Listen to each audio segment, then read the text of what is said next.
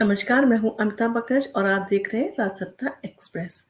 राजसत्ता express के legal matter में आज हम आपके सामने डिस्कस कर रहे हैं बिल्किस बानो केस। ये केस क्या है और 8 जनवरी 2024 को सुप्रीम कोर्ट ने इसके ऊपर क्या जजमेंट सुनाया है।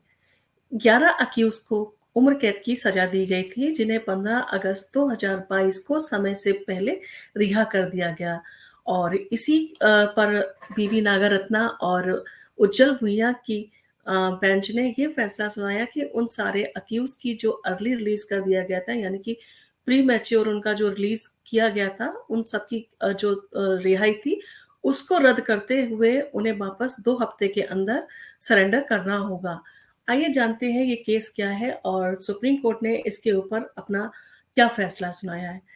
27 फरवरी 2002 को कुछ कार सेवा करके वापस लौट रहे थे ट्रेन से। उस ट्रेन में आग लगा दी जाती है और जिसके कारण पूरे गुजरात में दंगे भड़क जाते हैं और उन दंगों के कारण जो बिल्किस बानो है उन्हें और उनके परिवार को अपना घर छोड़ना पड़ता है और 3 मार्च 2002 को बिल्किस बानो के साथ में सामूहिक दुष्कर्म किया जाता है और उनके परिवार के 7 सदस्यों की हत्या कर दी जाती है, जिसमें एक 3 साल की बच्ची भी होती है।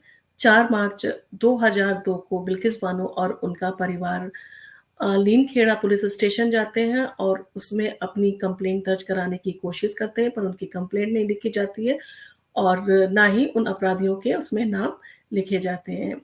इसके बाद में जो बिल्किस बानो है 5 मार्च 2002 को गोधरा रिलीफ कैंप आ जाती हैं, जहाँ पर दंगा पीड़ितों को रखा गया था और वहाँ पर वो कोशिश करती हैं कि उनकी कंप्लेंट लिखी जाए। वहाँ उन्हें जयंती रवि मिलते हैं जो कलेक्टर है और वो एग्जीक्यूटिव मजिस्ट्रेट को सख्त हिदायत देते हैं कि बिल्किस बानो की बात सुनी जाए और उनकी कंप्लेंट लिखी जाए और उनकी सहायता की जाए।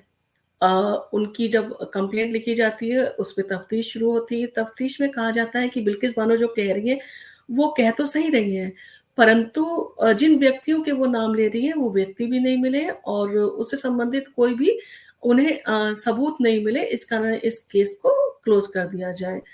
परंतु जो ज्यूडिशरी है वो उसको क्लोज नहीं करती है। ये जो केस होता है वो वापस फरवरी 2003 को लीमखेड़ा पुलिस स्टेशन वापस भेजा जाता है। वहाँ पर उसकी छानबीन होती है और तफ्तीश में फिर वही चीज़ आती है कि जिन व्यक्तियों के बारे में कह रही है वो व्यक्ति नहीं मिले और उससे संबंधित कुछ भी उनको केस से संबंधित नहीं मिला, अतः इस केस को क्लोज कर दिया जाए।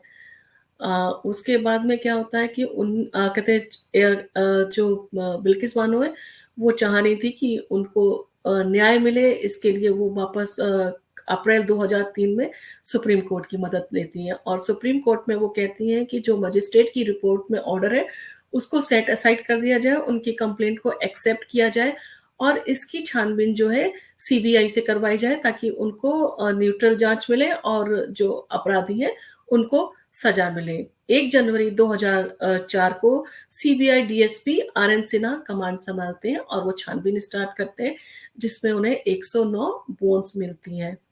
जब उनको बोन्स मिलती हैं, वो आगे उसकी छानबीन करते हैं और छानबीन के बाद में 19 अप्रैल 2004 4 को सीबीआई चार्जशीट तैयार करती है, जिसमें कि वो 20 लोगों के अगेंस्ट चार्जशीट फाइल कर मतलब तैयार करती है और चार्जशीट में उसने जो 6 पुलिस ऑफिसर थे, उनके नाम भी लिखे होते हैं और जो डॉक्टर जिन्होंने पोस्टमार्टम किया था, उनके नाम भी शामिल करती है और इन सब के अगेंस्ट जो चार्जशीट तैयार करती है, उसको जो सीजेएम अहमदाबाद के सामने पेश किया जाता है और अगस्त 2004 में जब गुजरात ट्रायल कोर्ट में ये केस चल रहा होता है और सुप्रीम कोर्ट को लगता है कि इसकी छानबीन सही से नहीं हो रही, तो वो इस केस को मूव करके मुंबई की कहते सीबीआई स्पेशल जो कहते कोर्ट होती है, उसमें ट्रांसफ़र करते हैं।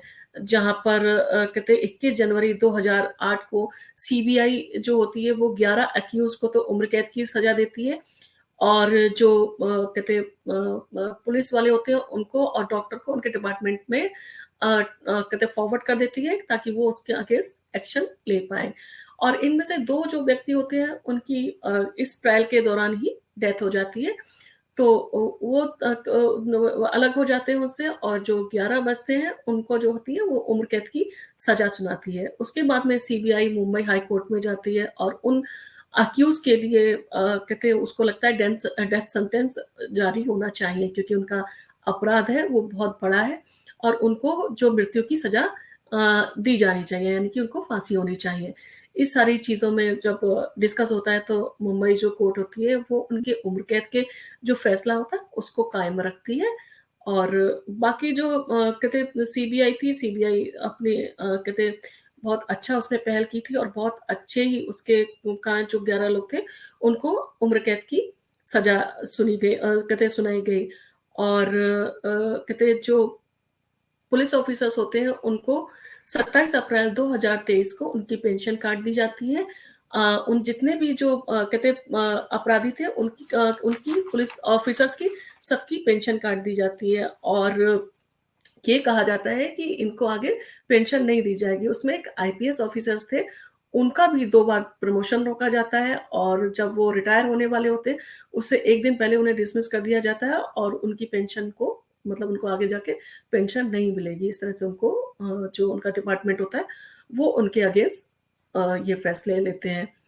सितंबर 2022 को जो बिल्किस बानो हैं, वो अ, अपना रिट फाइल करती हैं, क्योंकि जो अपराधी थे उनको कहते अर्ली रिलीज कर दिया जाता है। आज़ादी का अमृत महोत्सव चल रहा है और आज़ादी के 75 साल पूरे होने पर कुछ कैदी जिनका चाल चलन अच्छा था, उनको सरकार ने ये फैसला लिया था कि उनको उनकी जो सजा थी उसमें उनकी सजा अगर उनका अच्छा चाल चलन रहा है तो उनकी सजा को कम करके उनको जल्दी रिलीज किया जाएगा।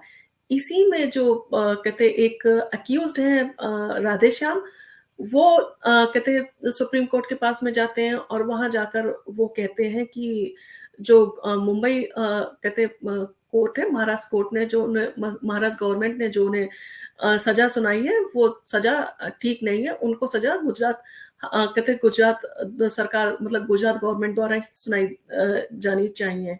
और यही सारी चीजें लेके और आजादी का अमृत महोत्सव चल रहा है और जो अक्यूज है उन्हें सजा में कहते हैं माफी मिल रही है या उनकी सजा से पहले उनको छोड़ दिया जा रहा है, इसका आधार लेके उनके जो वकील होते हैं वो सुप्रीम कोर्ट जाते हैं। उसमें अजय रस्तोगी और विक्रम नाथ की जो बेंच होती है उसमें जाके वो अपनी वो रखते हैं कि इनका चाल चलन अच्छा रहा है और इनको भी समय से पहले रिलीज किया जाए।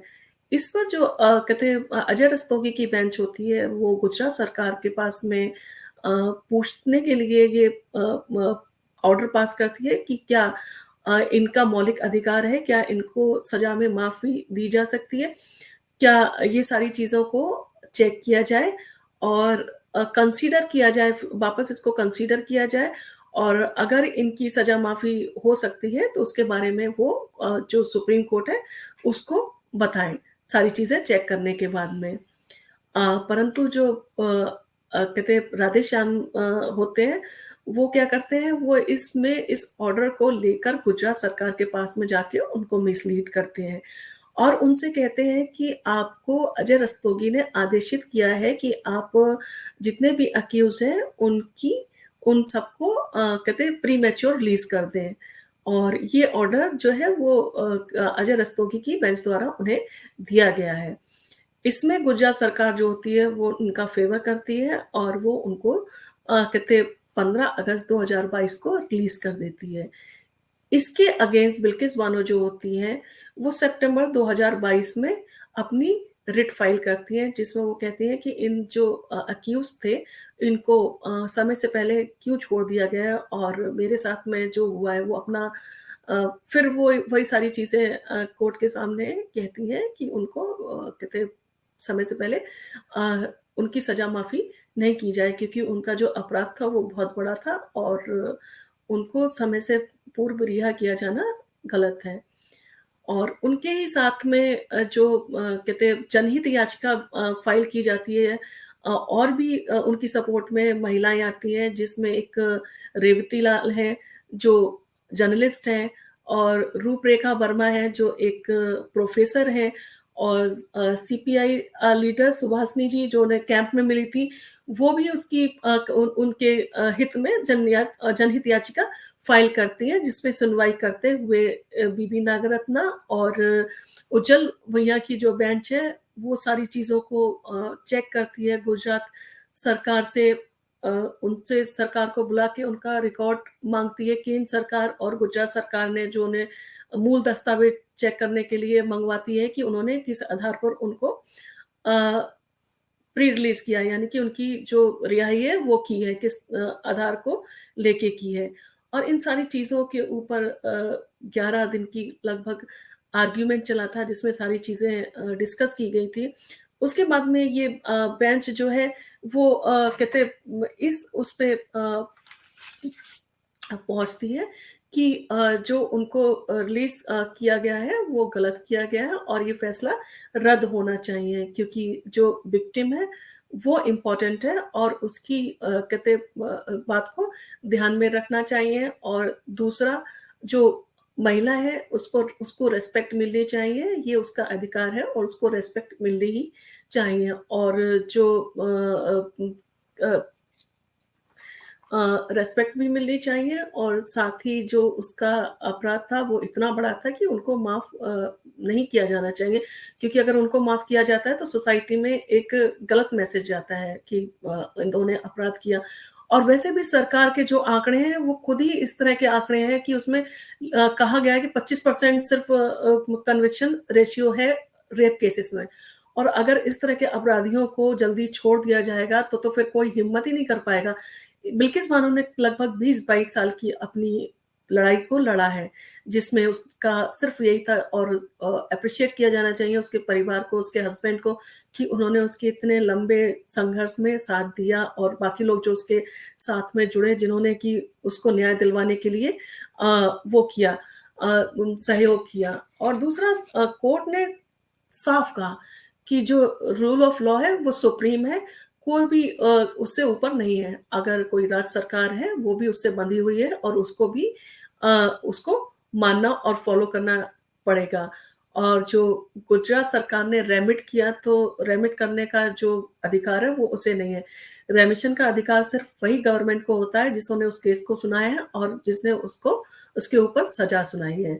तो अगर उनको माफ़ करना हुआ, उनका रेमिशन करना हुआ, तो सिर्फ़ महाराष्ट्र सरकार ही उनका रेमिशन कर सकती है, बाकी कोई उनको मतलब रेमिशन उनका नहीं कर सकता है। और दूसरा, जो फ्रॉड के आधार पर उनका जो जजमेंट लिया गया, वो भी गलत था। इसलिए इसको जजमेंट को जो अजय रस्तोगी का दिया गया था, उसको क्वेश करते हुए उन अपराधियों की जो रिहाई थी, उसको रद्द कर दिया गया।